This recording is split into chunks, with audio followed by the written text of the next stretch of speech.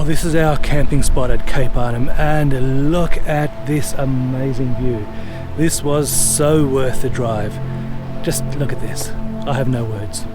This is why I love overlanding and touring. This is why I love coming to remote places. This is absolutely breathtaking.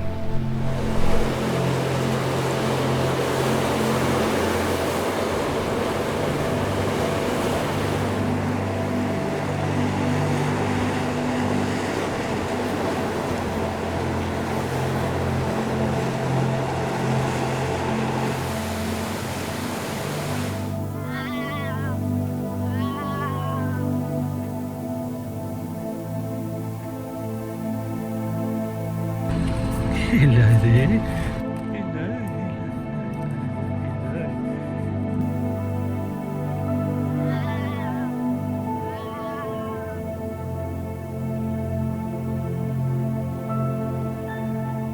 Absolutely beautiful.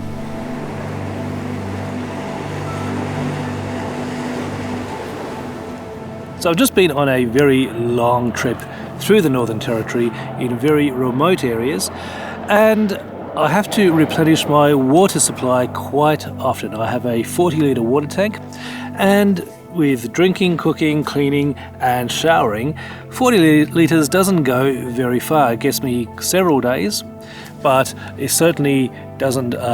It's not enough for week upon week upon week of travelling. So I need to replenish my water supply.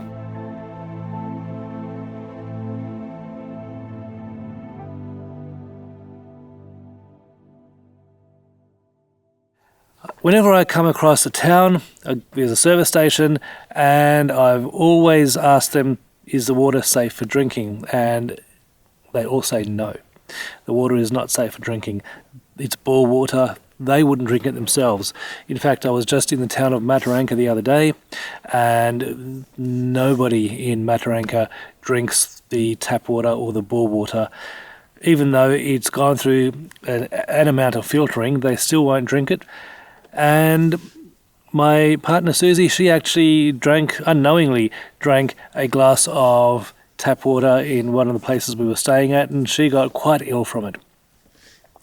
Now, I then the next day at a campground bumped into a guy who was a water tester for the EPA, for the Environmental Protection Agency. And it's his job to go around the countryside, specifically the Northern Territory, and to test the quality of the water.